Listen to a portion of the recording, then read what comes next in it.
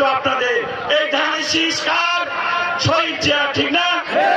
শহীদ জিয়া ধানের শীষ প্রতিষ্ঠা করার পরে আপনাদের কাছে দিয়ে দিয়েছে, আপনাদের হাতে দিয়েছে, ঠিক না? ঠিক বললাম? তাহলে সম্মান রক্ষা করার দায়িত্ব কার? মর্যাদা রক্ষা করার দায়িত্ব কার? আপনারা দেখান তো সবাই একটু।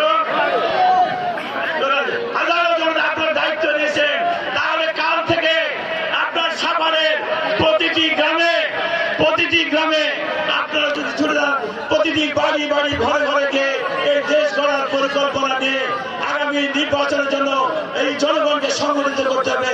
পারবেন না আপনারা? তাহলে দায়িত্ব আমাদের না, আপনাদের কাছে আমরা সমর্পণ করলাম। এই দায়িত্ব আপনারা পালন করবেন। প্রিয় ভাই আমার, আমার মায়েরা আছে এখানে, মায়ের দোয়া সবার আগে।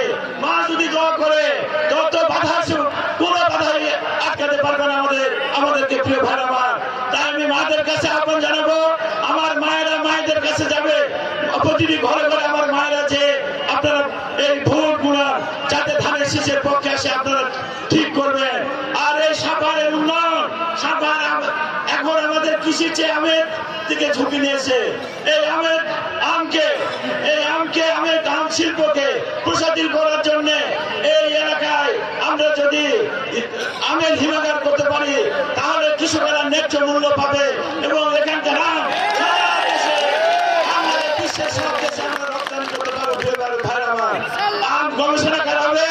আমি প্রধান অতিথি আছে, আমি অনুরোধ রাখবো এই অঞ্চলে, এই বরন্দি অঞ্চলে, এই আপনার সাভার এবং বর্ষা নেমপুরে এইখানে যদি একটা কৃষি বিশ্ববিদ্যালয় করা যায়, তাহলে এই অঞ্চলে কৃষিভিত্তিক শিক্ষা আরো এগিয়ে যাবে এবং আমাদের সন্তানেরা কৃষির বিষয়ে শিক্ষা লাভ করবে এবং এই আম, আপনার ধান, সব কৃষির বিষয়ে, শাকসবজি, সব কৃষির বিষয়ে পড়াশোনা করতে পারবে। প্রিয় ভাই আমার, এবং আমি শেষ করে দিচ্ছি।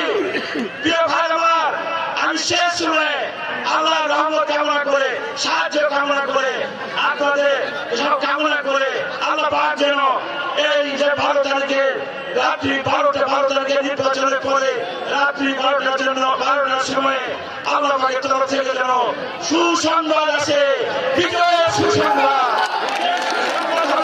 শুধু নওগাঁ না, বাংলাদেশের প্রতিটি আসন নিয়ে এমন নিরঙ্কুশ সংখ্যাগরিষ্ঠতা নিয়ে যেন এই নিরঙ্কুশ সংখ্যাগরিষ্ঠতার যেন সুসংবাদ আসে ধানের শীষের পক্ষে।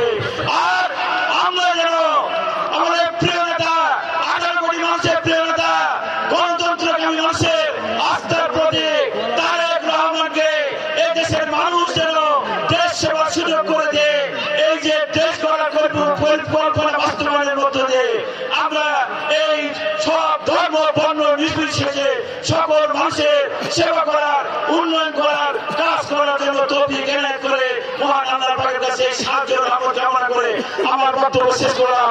আল্লাহ হাফেজ। আসসালামু আলাইকুম।